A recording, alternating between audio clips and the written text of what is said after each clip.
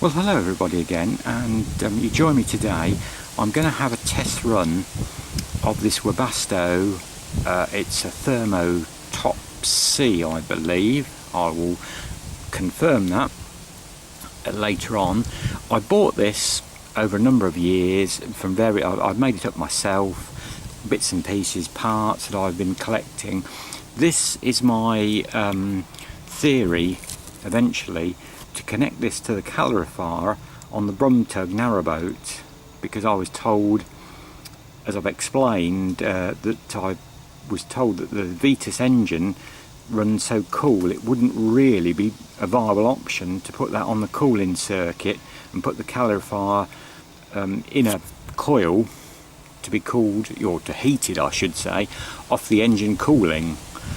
Unfortunately, so my next thought was, obviously I didn't, like I've said, this is a gas-free boat. I don't want to have gas on there. You know, it had a little Paloma to start with. So my next thought was, well, how about a cheap Webasto? And so I bought them from various sources and put it together myself. And we're going to have a test fire up and see. Obviously, before I fit it, I want to know that it's all okay and working.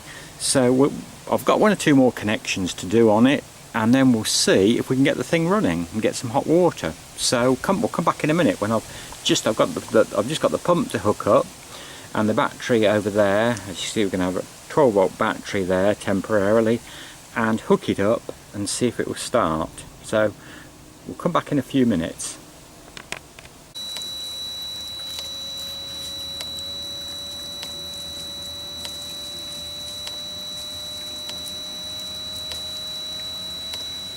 Well, we're getting some kind of action here. The pump is pumping, and hopefully we have ignition, I think. I'm hoping. Fingers crossed, he says. The exhaust, I've got a little bit of exhaust down here. You can probably hear it. And it seems to have fired up.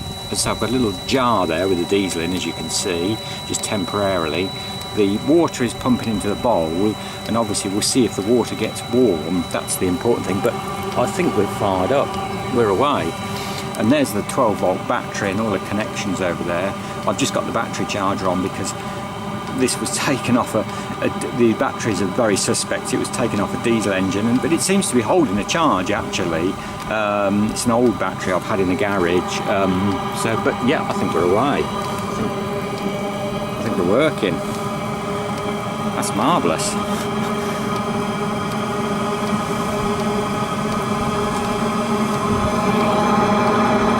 Yeah, the exhaust down here where my finger is getting really quite warm now.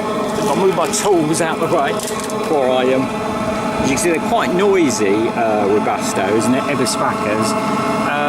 You can get a silencer to fit on this. You can always hear when narrowboats or any van or anything is running them, because they do sound a bit like the space shuttle taking off. They're incredulously noisy, but they're amazing. I've fitted Ebuspackers on boats before and never had issues with them, and always, you know, been so pleased with them. Got a little bit of exhaust smoke there, but I think that's just a bit of oil that's been spilt on there. I mean, they do get very warm, as you can imagine. We'll try to come over here now, come to the water tank, and oh yes, this is getting really warm here now. That's fantastic. That's brilliant. Yeah, the water is getting really, you know, already it's, you know, quite warm to the touch there. So that is looking pretty good. That is looking excellent. You know, I should go ahead and fit this now to the narrowboat. Now I know that it functions, as I say. I did buy a new pump. This is the pump you can see. I always, when I fit these, obviously this is a very short fuel line at the moment, they're a pulse pump. So this is why I've got a brake and a connector here. I break the wire and then pulse it on the battery, you know, putting the wire on the battery, taking it off quickly to get fuel up and prime the pump. I think that's very important. Otherwise you start having false starts on these if you're not getting fuel straight chamber.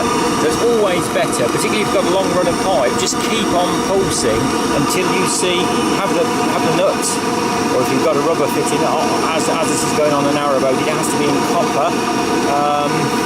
So just keep pulsing on a 12-volt battery or a 12-volt source until you get fuel. Then obviously you can tighten the nut back up, or if you've got a rubber fitting, you know, tighten the connectors up.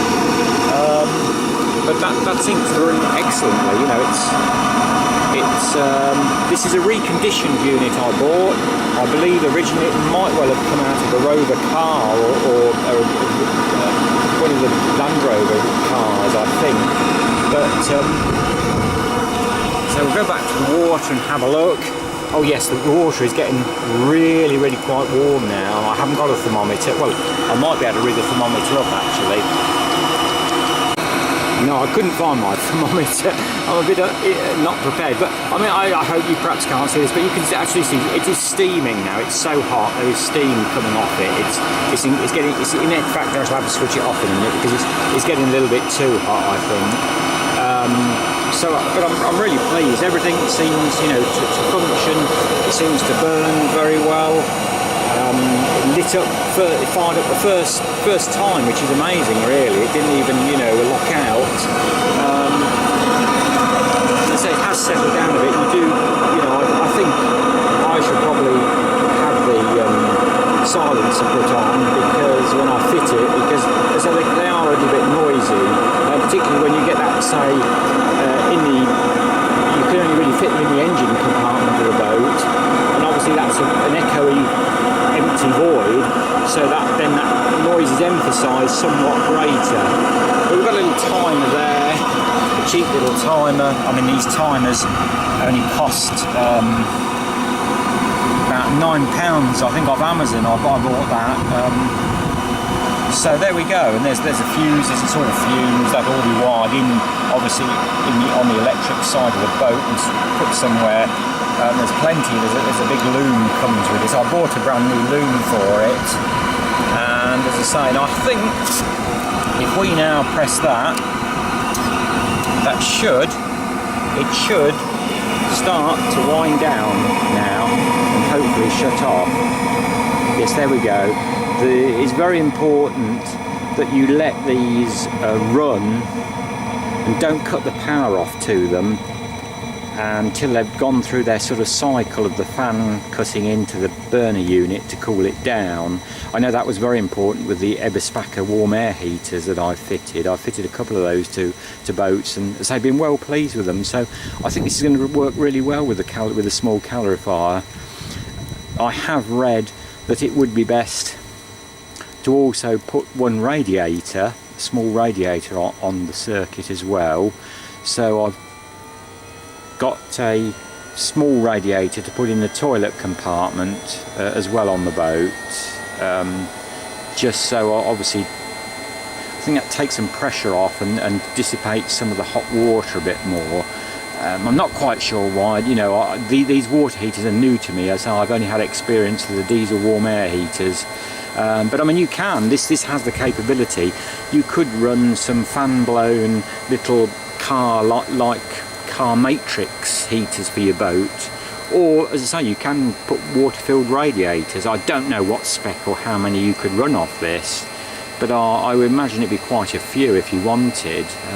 But that's something obviously to think about, and you've got to run the pipe work, and then you've got more water and pipe work coming into. But I thought it'd be ideal to have a little radiator in the toilet shower compartment on the BrumTug. So there we go. Hope you've enjoyed that, a little bit of that video of firing this up. That hadn't honestly been fired up before. I'd primed the pump. I might do a little bit of video just showing you how to prime that pump, because I do think that's where a lot of people come unstuck with these, particularly when they fit them, you know, from new. They don't prime the fuel pipes well enough, and then the heater goes to lockout. So there we go. Thanks for watching. Do subscribe. Do come back for more when we start to fit this. So bye for now anyway.